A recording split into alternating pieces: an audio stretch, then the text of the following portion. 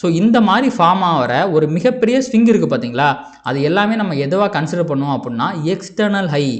அந்த ஹையை நம்ம தூக்கி விட்டுறலாம், இது இங்கே போகட்டும். எக்ஸ்டர்னல் லோ இந்த மாதிரி நம்ம வந்து இந்த பேரில் வந்து சொல்லுவோம். ஏன்னா இது வந்து மிகப்பெரிய ட்ரெண்ட். இதுதான் வந்து பார்த்திங்கன்னா ட்ரெண்டே, ஓகேங்களா. அந்த ட்ரெண்டில் வர கன்சால்டேஷன் தான் இது. இப்போது இங்கே ஒரு ட்ரெண்ட் வந்துருச்சு, அகைன் ஒரு ஸ்விங்கை போட்டு இங்கே அது மேலே போயிடுச்சு. அப்போது இது இப்போது இங்கே மேலே போனது எக்ஸ்டர்னல் ஹையாக ஃபார்ம் ஆகிருக்கு, இது வந்து பார்த்திங்கன்னா எக்ஸ்டர்னல் லோவாக இருக்குது, ஓகேங்களா. இப்போது மார்க்கெட் கீழே வருது, இங்கே பாருங்கள், இது ஒரு பியரிஷ் ட்ரெண்ட் லோயர் லோ போட்டுக்கிட்டு இருக்கு. ஆனால் இந்த லோயர் லோ போட்டதுனால இது பியரிஷ் ட்ரெண்டான்னு கேட்டிங்கன்னா கிடையாது.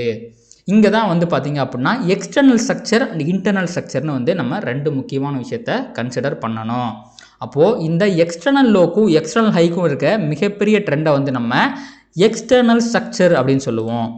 இந்த ரெண்டு ஜோனுக்குள்ளே வர்ற சின்ன ஒரு ரீட்ரேஸ்மெண்ட் ஃபேஸ் வந்து லோயர் லோ போட்டுச்சு அப்படின்னா நம்ம அதை இன்டர்னல் ஸ்ட்ரக்சர் அப்படின்னு வந்து சொல்லுவோம்.